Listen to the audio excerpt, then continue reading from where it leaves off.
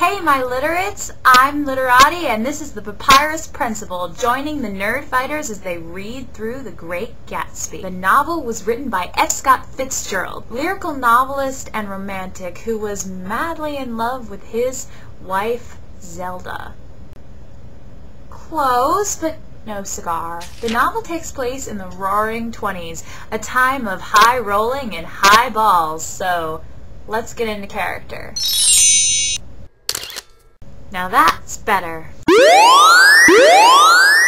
Warning, from here on out there'll be spoilers, so if you're one of the nerd fighters reading along for the first time, turn off the video and come back after you've finished reading the book. Now time for Gatsby in 60 seconds. Nick Carraway comes to New York to get away from the drama of his life. Most ironically bad decision ever. He meets up with his cousin Daisy, her husband Tom, and their jaunty friend Jordan, New York's answer to the rich and the aimless. So he falls in love with jaunty Jordan and finds out that Tom is having an affair with a woman named Myrtle who is also married.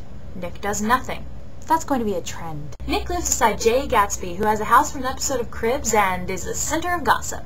I heard he was a bootlegger. I heard he killed a man. I heard he was responsible for the Kennedy assassination. Oh no, that hasn't happened yet. So Jay knows Daisy from back in the day and has been crazy about her since. He builds his gaudy as heck house to impress her. He befriends her cousin Nick and finally gets to her only to find out she's not impressed. Then Tom comes around. Awkward. They run into Myrtle. Literally. Well, Daisy does with Jay's car, and Tom blames Jay because he knows about their affair. Only I can have an affair around here, dang it. Myrtle's husband is mad and he kills Jay. Jay dies face down in a swimming pool on one of those inflatable rafts. Those things really aren't life-saving devices. And it gets the point! This has been Gatsby in 60 seconds. There are a billion things that can and have been said about The Great Gatsby. I could spend hours talking about the metaphors, the sweeping lyricism, the tragedy, of course. But tragedy does not a classic make. The characters are where it's at, and Gatsby is chocked full of them. Tom is basically the grown-up version of every jock bully in every 80s and 90s movie ever.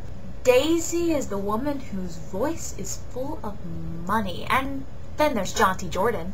Yes, I'm calling her that. But none are so interesting as Nick Carraway and Jay Gatsby. Their personalities are basically contrary complements of the other, and because of that, they build this rather complex friendship. Nick Carraway is the epitome of apathy. He sees Tom break Myrtle's nose at one point and doesn't do anything about it. He has a fling and drops it as soon as trouble comes up. Nick is a bit like a pinball, soaring on his way until he runs against something to push in the other direction. And the characters do a lot of pushing. Jay pushes, Tom pushes him, and even falling in love with Jordan was Daisy's idea. I love that her idea of matchmaking is to fling them together. Oh, hook you up accidentally in the linen closet, or put you in a boat and push you out to sea, that sort of thing.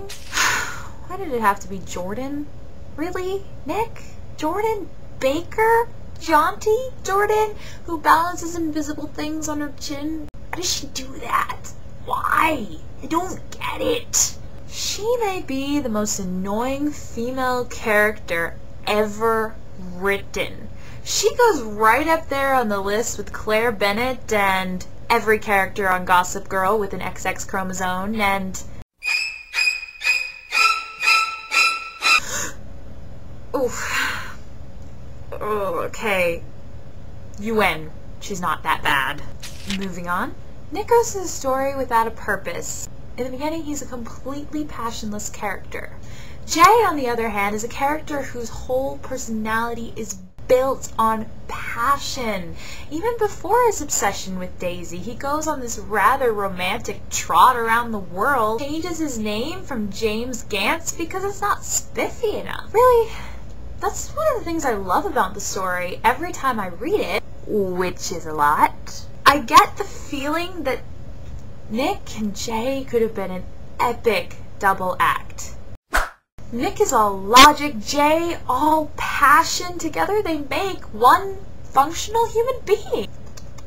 The two instantly connect. Jay recognizes Nick from the war, and before the reader knows it, Jay has developed this weirdly codependent relationship with Nick. Even Nick observes that Jay is constantly trying to impress him. The book really follows Nick learning to care, but for Jay, it's more about caring too much. Nick starts to care about Jay and really gets wrapped up in his life. Jay really seems to care about Nick too. He even invites him along on one of the most important events of his life when he finally gets to be with Daisy. Remember, codependent. But Jay spent too long chasing Daisy. His whole life is wrapped up in her. It's sort of like Frank Tallis' character Alexander says in The Vienna Secrets, that in every man's life, some woman becomes the object of unattainable desire. That's Daisy for Jay. He lives that line. He buys a house across the bay just to stare at the light of her dock. He's so crazy about her, he almost falls down a flight of stairs at one point. Can you imagine being so in love that you fall down a flight of stairs? Nick watches as it slowly dawns on Jay that the woman who uttered the words, "I'm sophisticated, I'm so darn sophisticated," might not be the angel of perfection he's remembering. But as the wise philosopher, Indigo Montoya, once wisely pointed out, lifelong obsessions are a little hard to get over. A moment here to talk about that obsession. His love for Daisy comes off a bit stalkery, and it's not really the only instance of creepy love in this story. At one point, Nick talks about how he sometimes watches women and imagines being part of their lives, even saying that he fantasizes about following them home to their apartments. See? Edward isn't the only one who can do it. But where Nick only fantasizes, Jay really moves. He woos Daisy under false pretenses, and even though Jay is very capable of being sweet, his pursuit for Daisy is really quite selfish. He doesn't care about her happiness as long as he has her. I mean, he doesn't really even ask her opinion when he's arguing with Tom over her. Neither of them do. It's one of the things that stands out to Nick in the scene. And it really is that obsession that takes a big pile of poo and jettisons it straight into the fan and leads to his untimely but climactic death. I have to talk about this now, don't I? The ending. Okay. I love the scene right before Jay. Nick spends the whole night with him, just listening. It's a great moment for their bromance. Unfortunately, they were doomed to be the Romeo and Juliet of bromances.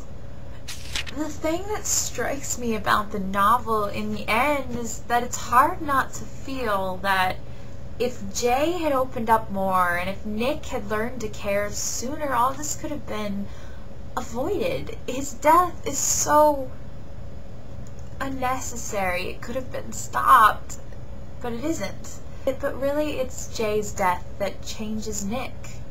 He stands up to Tom, he goes back west to deal with his crud there, and he breaks up with Jaunty Jordan. I can't even tell you how excited I was. Jay is the title character, but Nick is the pivotal one.